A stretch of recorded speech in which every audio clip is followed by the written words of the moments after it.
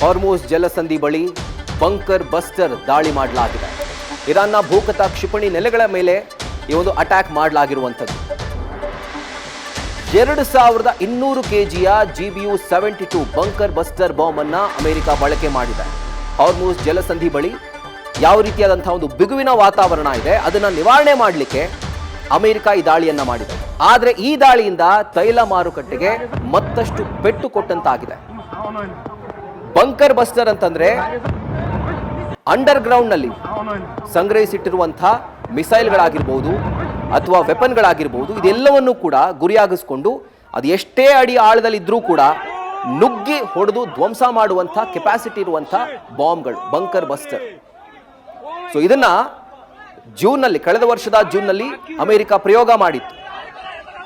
Bunker buster Iran ಅಣು ಅಸ್ತ್ರಗಳನ್ನ ಹೊಂದುತ್ತಾ ಇದೆ, ಅದಕ್ಕೆ ಬೇಕಾದಂತಹ ಸಂಪನ್ಮೂಲಗಳನ್ನ ಸಂಗ್ರಹಿಸಿ ಇಟ್ಕೊಂಡಿದೆ ಅಂತ ಹೇಳಿ ನಾವು B-2 ಬಾಂಬರ್ ಜೆಟ್ಗಳನ್ನ ನೋಡ್ತೀವಲ್ಲ, ಅದು ಒಂದು ಸೀದಾ ಸಾವಿರಾರು ಕೆಜಿಯಲ್ಲಿ ಬಂಕರ್ ಬಸ್ಟರ್ ಬಾಂಬ್ಗಳನ್ನು ಹಾಕಿ ಧ್ವಂಸ ಮಾಡಿತ್ತು ಕಳೆದ ವರ್ಷ ಜೂನ್ನಲ್ಲಿ. 12 ದಿನಗಳ ಕಾಲ ಯುದ್ಧ ನಡೀತಲ್ಲ, ಆ ಸಂದರ್ಭದಲ್ಲಿ. ಈಗ ಮತ್ತೊಮ್ಮೆ ಹಾರ್ಮುಜ್ ಜಲಸಂಧಿಯ ಬಿಕ್ಕಟ್ಟೇನು ಉಂಟಾಗಿದೆ, ಆ ಬಿಗುವಿನ ವಾತಾವರಣ, ಅದನ್ನು ನಿವಾರಣೆ ಮಾಡಲಿಕ್ಕೆ ಮತ್ತೊಮ್ಮೆ ಈ ಒಂದು ಬಂಕರ್ ಬಸ್ಟರ್ ಬಾಂಬ್ ಅನ್ನ ಅಮೆರಿಕ ಪ್ರಯೋಗ ಮಾಡಿದೆ ಇರಾನ್ ಮೇಲೆ.